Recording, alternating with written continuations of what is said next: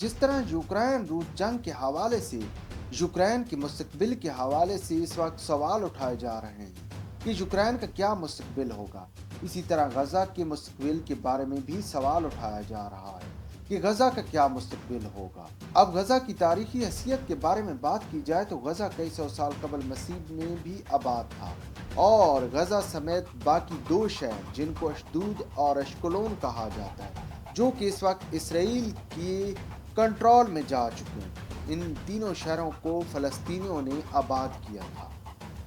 بنیادی طور پر فلسطینی ایک قدیم قوم کا نام ہے، اور اس فلسطینی نامی قوم نے ان تین شہروں کو آباد کیا تھا قبل مسیح میں۔ 539 قبل مسیح میں ایرانیوں کے زیر کنٹرول غزہ چلا گیا۔ 333 قبل مسیح میں الیگزینڈر دی گریٹ یعنی کہ اسکندر اعظم نے غزہ کا کنٹرول سنبھالا، اور 333 قبل مسیح میں غزہ یونانی تہذیب کا مرکز بن گیا۔ مگر پھر بھی غزہ پر اثر و رسوخ فلسطینیوں کا ہی رہا۔ 63 قبل مسیح میں رومی سلطنت کے زیر نگرانی غزہ چلا گیا، اور اب حال کی بات کی جائے تو اس وقت غزہ ایک ملبے کا ڈھیر بن چکا ہے۔ 7 اکتوبر 2023 سے شروع ہونے والی لڑائی کے بعد غزہ مکمل طور پر تباہ ہوا۔ ان 2 سالوں کے اندر غزہ پر اسرائیل کی جانب سے 75,000 ٹن بارود گرایا گیا، اور اب حماس اور اسرائیل کے درمیان سیز فائر کے بعد غزہ میں کچھ امن قائم ہوا، مگر اب ماہ رمضان کے شروع ہونے کے ساتھ ہی غزہ میں جانے والی امداد کو اسرائیل کی جانب سے روکا گیا، جس کے بعد اسرائیل اور حماس کے درمیان طے پانے والا سیز فائر معاہدہ لڑکھڑا رہا ہے۔ لیکن جس وقت حماس اور اسرائیل کے درمیان سیز فائر کا معاہدہ طے پا رہا تھا تو اس وقت عالمی میڈیا کہہ رہا تھا کہ غزہ کا کنٹرول اب کسی صورت حماس کے حوالے نہیں کیا جائے گا، بلکہ یہ بھی کہا جانے لگا کہ غزہ کا کنٹرول فلسطین اتھارٹی کے حوالے بھی نہیں کیا جائے گا۔ اور پھر ٹرمپ کے حلف اٹھانے کے بعد ایک نیا بیانیہ سامنے آیا۔ ٹرمپ کی جانب سے اس وقت یہ بیانیہ سامنے آیا جس وقت وائٹ ہاؤس میں نتن یاہو نے ٹرمپ کے ساتھ ملاقات کی۔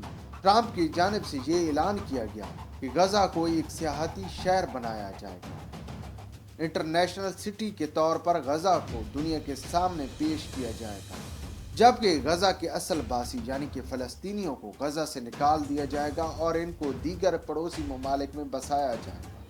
ٹرمپ اپنے اس شہر کے لیے یوکرین کے میدان میں اپنے پتے بچھا رہا ہے، اور یورپ کے ان تمام ممالک کو مجبور کر رہا ہے جو کہ اس وقت فلسطین کی حمایت کر رہے ہیں۔ دوسری جانب یوکرین محاذ کی وجہ سے پیوٹن کو بھی اپنا ہم نوا بنانے کی ٹرمپ کوشش کر رہا ہے۔ اب ٹرمپ کی جانب سے اس کے social media account Truth Social پر کچھ دن پہلے ایک ویڈیو پبلش کی گئی ہے۔